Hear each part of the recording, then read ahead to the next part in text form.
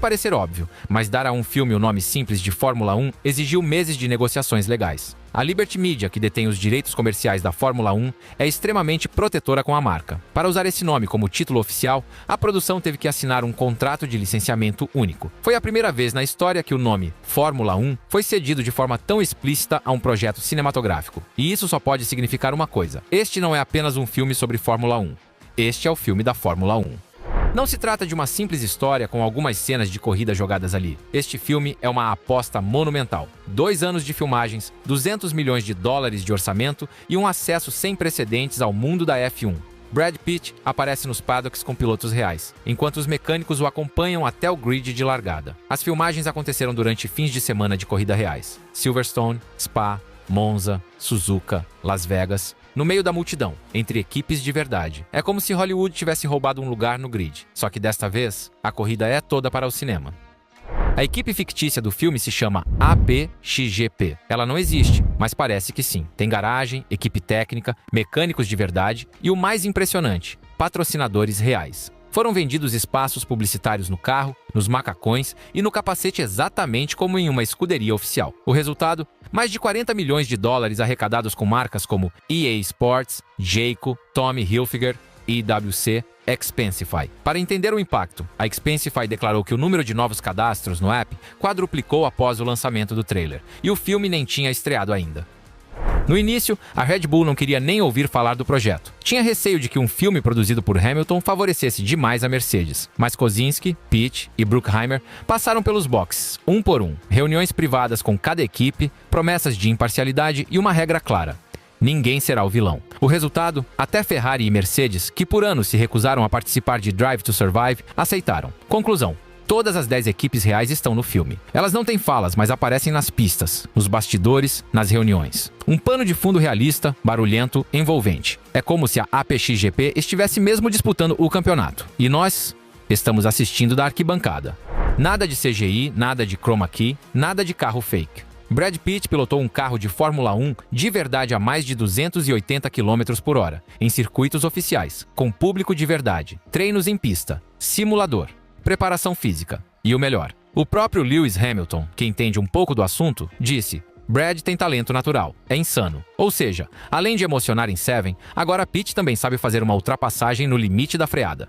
E aquele carro preto? Você já tinha visto antes? Pois é, ele não existe, mas é real. Foi construído exclusivamente para o filme a partir de um chassi de Fórmula 2, transformado em algo único. O design foi pensado para parecer plausível ao lado de uma Red Bull ou de uma Ferrari de verdade, mas mantendo uma identidade própria. Pintura fosca, linhas agressivas, visual minimalista. Coisa de pôster de quarto ou de miniatura em edição limitada. Agora deixa eu te contar uma história que parece inventada, mas aconteceu mesmo. A equipe da APXGP, incluindo atores, mecânicos de mentirinha, técnicos, chegou ao primeiro fim de semana de filmagem usando polos pretas. Nas costas, o slogan da equipe, The Action Factory. Até aí tudo bem. O problema? A frase estava estampada bem embaixo nas costas, quase no cóccix. Em inglês, essa região é chamada de Tramp Stamp, uma expressão irônica que faz referência àqueles tatuagens tribais que bombavam nos anos 2000, geralmente vistas em baladas. Quando os mecânicos reais da Mercedes e da Ferrari viram aquelas camisetas, caíram na risada. Riram tanto que, juro, a produção teve que recolher todas as polos e mandar fazer novas. Fim da estampa na lombar. Fim do Tramp Stamp. Mas a vergonha ficou para a história do paddock. No filme, Verstappen é o chefão da metade da temporada, o adversário a ser batido em Monza. Hamilton é o chefão final, o obstáculo derradeiro em Abu Dhabi. E no meio disso tudo, os verdadeiros protagonistas do paddock aparecem em ação. Leclerc no pódio, Norris vencendo em Mônaco, Alonso cumprimentando Sonny Hayes, uma garota numa balada recusando o protagonista só para dizer: desculpa, mas você pode me apresentar o Carlos Sainz? E ali no fundo, Gasly, Ocon, Magnussen. Não são figurantes, são eles mesmos, de verdade, em carne, osso e capacete. Se você assistiu Drive to Survive, já sabe que Guenther Steiner não é exatamente famoso pela diplomacia. E no filme, é exatamente o que se espera dele. Numa cena, o box da APXGP explode de alegria após uma manobra sensacional. No meio da comemoração, um dos mecânicos se vira e mostra o dedo do meio para o pit wall da Haas. Corte seco para Steiner. Olhar de gelo, mandíbula travada. Sem dizer uma palavra, porque não precisa. É o jeito perfeito dele dizer: sério, palhaços. Uma participação rápida, silenciosa, mas poderosa. Um aceno genial para os fãs que já conhecem o temperamento de meme ambulante do chefe da Haas. Toto Wolff também aparece no filme, e não é só de enfeite. Ele tem um diálogo real com Joshua Pierce, sugerindo que talvez um dia haja uma vaga aberta na Mercedes. E faz sentido. O carro da APX-GP é motorizado pela Mercedes. Tudo se encaixa. E ele não é o único rosto conhecido. Também vemos Zac Brown, com seu estilo de relações públicas impecável, Vasseur comentando o desempenho da APX-GP com aquele ar eternamente cético. Um verdadeiro desfile de poder da F1 e todos com funções reais. Nada de aparições figurativas. Em um filme sobre Fórmula 1, a narração importa, e eles não escolheram dubladores ou atores aleatórios. Chamaram Martin Brundle e David Croft, as vozes oficiais da Sky Sports F1. Eles comentam todas as corridas do filme, e não é áudio reciclado. Eles gravaram falas inéditas, como se estivessem narrando um grande prêmio de verdade. E sabe quem insistiu nisso? Hamilton. Foi ele quem impressionou a produção. Queremos realismo? Então tragam os narradores reais.